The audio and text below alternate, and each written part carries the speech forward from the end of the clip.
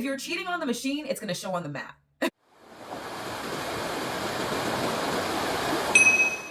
What's good, y'all? Welcome back to my channel. We're going to talk about mat versus reformer.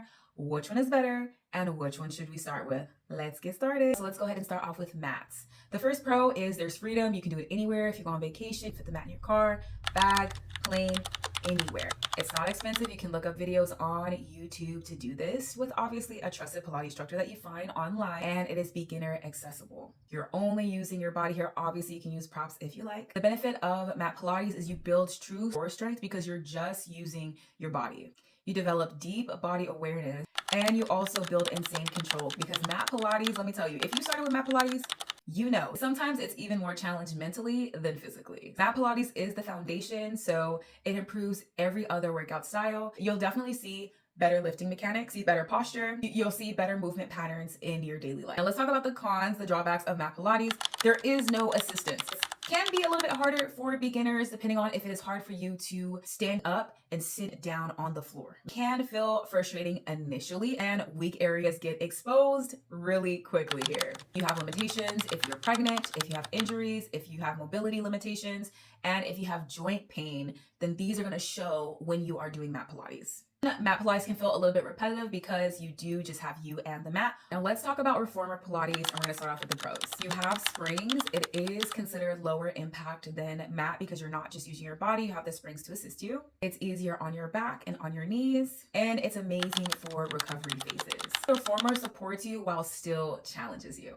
Another pro is if you're pregnant. Mat Pilates, there's a little bit less modifications when it comes to pregnancy. Also great for postpartum and injury recovery. People go to physical therapy first.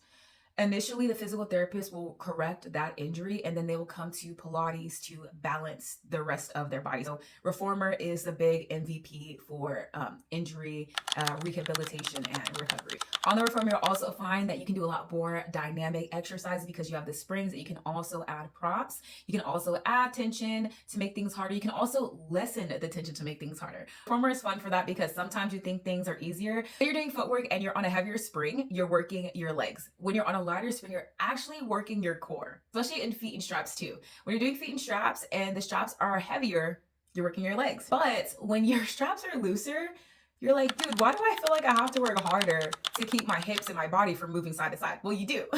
So the reformer is good for that because you can take away and add resistance to make it more challenging or easier. Cons of reformer, it is expensive. We know that classes do fill up fast as well. You have to make sure that you beat that waitlist line. For some studios, they do allow you to book a certain amount of classes in advance. And machines are a little bit on the expensive side. You can also go on Amazon and purchase one, but again, it can be a lot more expensive than just buying a mat. Reformer can be intimidating because you have the springs, you have the straps, and sometimes there is added props. We're already giving a lot of instructions as it is. So when you're saying like heels on the foot bar, balls of the feet on the foot bar, put the box in a long box or a short box, right? You have to learn all these different terms when you're doing a form of Pilates. So the lingo itself can be a little bit more intimidating and on the challenging side when you first start. If you're someone who's really used to reformer, a con can be you kind of are relying too much on the reformer's assistance. If you're cheating on the machine, it's gonna show on the mat. Big summary, if you're someone who is pregnant or have injuries or it's hard for you to stand up and get down on the floor, reformer is probably your best bet. I would start off with privates first. Maybe 5 privates, you don't have to do a lot. Sometimes a group class can have you injured.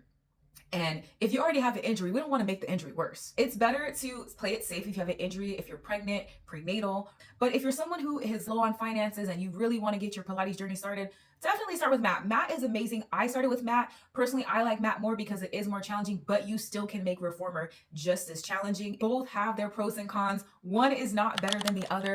Mat is the foundation and the reformer brings a little bit more of support. So in summary, if you're someone who's healing, pregnant, postpartum, recovery, low energy, or you're wanting more guidance and support, then you can start off with reformer. If you're interested in a little bit more raw strength, a little bit more challenge, deep control, easy accessibility, body mastery, and athletic carryover, then you're gonna go for mat. Which one are you? Are you team mat or are you team reformer? Let me know down below. Stay tuned for next week. We're gonna talk about Pilates versus weightlifting. Which one are you? If this video helped, go ahead and share a like, comment, subscribe, and let me know how this video helped you in the comment section as well. I will see you next Thursday. Peace out, y'all.